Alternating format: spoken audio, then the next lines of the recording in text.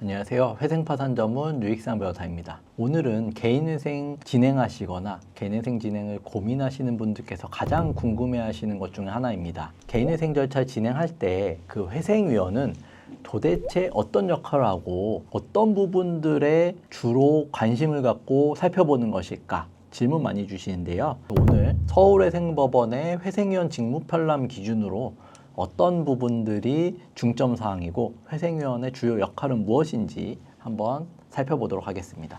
회생위원이 누구인가에 대해서 간략하게 살펴보면 법원의 감독을 받아서 채무자의 재산, 소득, 변제계획 수행을 감독하는 역할을 한다라고 볼 수 있고, 보통은 법원 사무관이나 법원 공무원이겠죠. 변호사, 회계사, 법무사 등 전문 자격 소지자 중에서도 선임되기도 한다. 핵심 직무는 무엇이냐? 첫 번째로 조사 업무입니다. 그러니까 채무자가 재산이 얼마 있고 월 소득은 어떻게 되고 부인권 행사 대상 여부를 확인한다라는 거는 채무자가 회생 직전에 회생을 하는 과정에서 재산을 빼돌리거나 은닉하거나 누군가에게 증여하지 않았나를 살펴보는 거고, 어느 정도 통과되어서 개시결정 이후에 채권자 집회를 진행하는 역할을 합니다. 그래서 집회에 참여를 해서 진행하는데, 기본적으로 채권자 집회에 가시면 출석 확인을 하고 유의사항을 안내해 주시는 분들이 회생위원이다. 이제 이렇게 보시면 될 것 같고, 그 다음에 현재 계획안 인가 이후에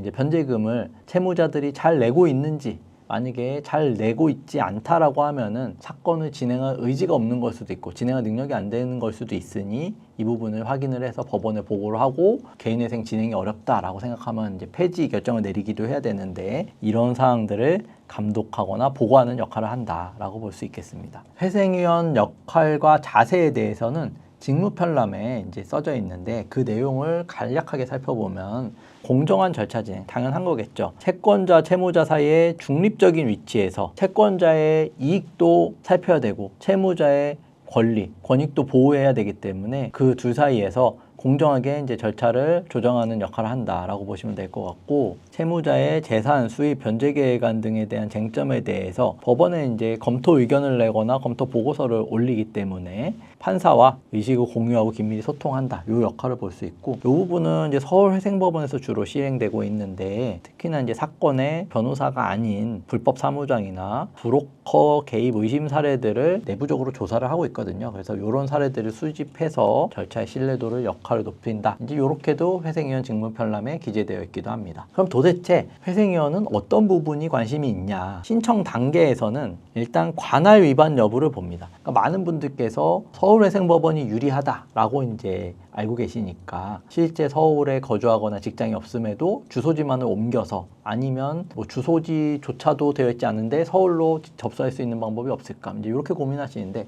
그래서 허위 주소지 등 관할 위반 여부를 이제 확인하는 게 주된 업무이고, 중복 신청, 아니면 뭐 기존의 사건이 기각 폐지되었는지, 아니면 기존 사건이 진행 중인데도 뭐 완전히 해결되지 않은 상태에서 재신청하는 것은 아닌지를 확인하기도 하고, 뭐 이제 불법 브로커가 개입되어 있는지, 서울회생법원은 특히나 대리인 변경 없이 송달 장소만 변경되거나 뭐 위임장하고 다른 대리인이 관여하고 있는 건 아닌지, 뭐 이런 사항도 조사한다라고 되어 있습니다. 그 다음에 재산 목록에 대해서도 이제 살펴보는 역할을 하는데, 기본적으로 재산이라고 하면 뭐 현금, 예적금, 투자자산, 부동산, 자동차, 보험, 이런 재산들을 볼 수 있을 텐데, 이런 항목들을 조사하는 거겠죠. 그래서 우리가 보전권고 예시를 살펴보더라도 최근 1년 동안의 계좌 거래 내역, 계좌 사용 내역, 입출금 내역을 본다라고 말씀드렸잖아요. 그래서 이런 취지에서 보는 겁니다. 그래서 최근 다액의 입출금 내역 및 누락된 계좌가 존재하는지 여부를 확인하는 거고, 뭐 주식, 그다음에 코인, 선물 투자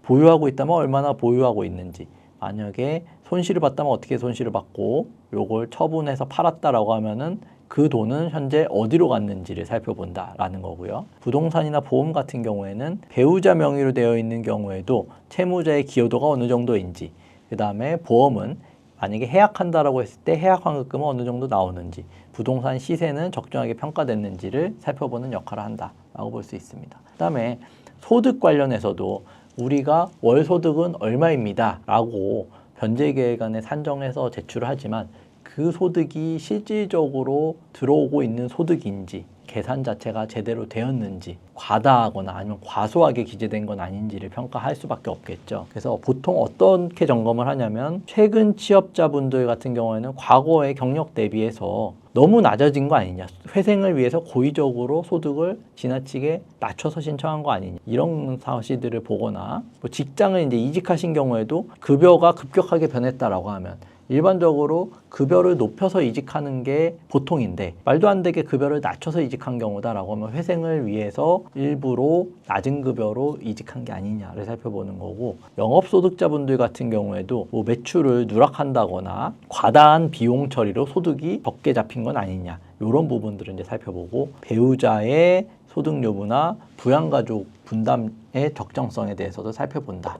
이제 이렇게 볼 수 있겠습니다. 그 다음에 회생위원이 또 하나 중점적으로 보는 거는 생계비와 부양가족인데요. 그러니까 배우자도 소득 활동을 하게 된다라고 하면은 채무자의 부양가족으로 미성년 자녀들을 모두 넣는 게 맞느냐, 아니면 배우자와 분담해서 부양가족을 산정해야 되느냐, 그 다음에 추가 생계비는 적정하냐, 이런 부분들을 살펴봐야겠죠. 그래서 추가 생계비를 요청할 경우에 필요성을 엄격히 심사합니다. 그러니까 기본적으로는 인정에 좀 인색할 수 있다 라고 보시면 되는데, 뭐 주거비로 월세 같은 경우 아니면 주택담보대출 이자라든지 해서 거주 지역이나 가족수를 고려해서 이제 판단을 하게 되고, 의료비나 교육비로 추가 생계비를 요청하는 경우에도 지속적인 지출이 예상되는지, 그 다음에 그 소명 자료들은 명확하게 증빙이 되는지를 살펴본다고 볼 수 있고, 부양가족들도 부양가족으로 인정되면 그만큼 생계비가 더 늘어나게 되니 월 변제금은 줄어들 수밖에 없기 때문에 실제로 동거하고 있는 부양가족이 맞는지, 피부양자들의 소득 활동은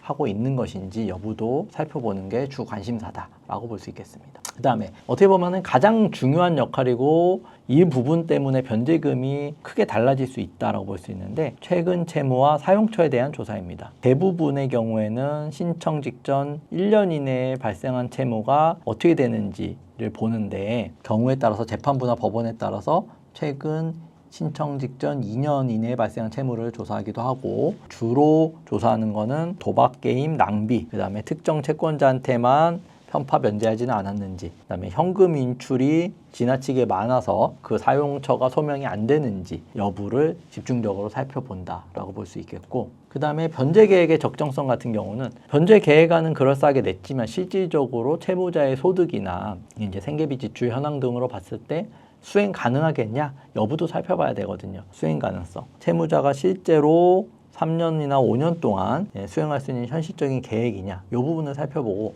청산가치 보장의 원칙이라는 거는 채무자가 갖고 있는 재산보다 더 많이 갚아야 되는데 그 원칙에 따라서 변제 계획안이 작성되었느냐도 살펴보아야 한다라는 것입니다. 그래서 마무리하면 결론적으로는 성실하지만 불운한 채무자의 회생이라는 채무자의 관점, 그리고 채권자의 정당한 이익, 그러니까 채무자와 채권자 사이에 균형을 맞추면서 공정하고 신속하게 절차를 진행하는 것을 목표로 한다. 회생위원회의 가장 중요한 역할과 관심사는 이것이다 라고 정리를 할 수 있겠습니다. 그래서 회생을 진행하시게 되면 회생위원회의 이런 역할과 관심사에 따라서 집중적으로 법원에 소명하고 자료를 제출해야 되는 부분들도 이런 부분이다 라는 것을 어렵지 않게 아실 수 있을 테니, 회생을 진행하고 계시거나 고려하시는 분들께서는 이 내용을 좀 참고하시면 좋을 것 같습니다.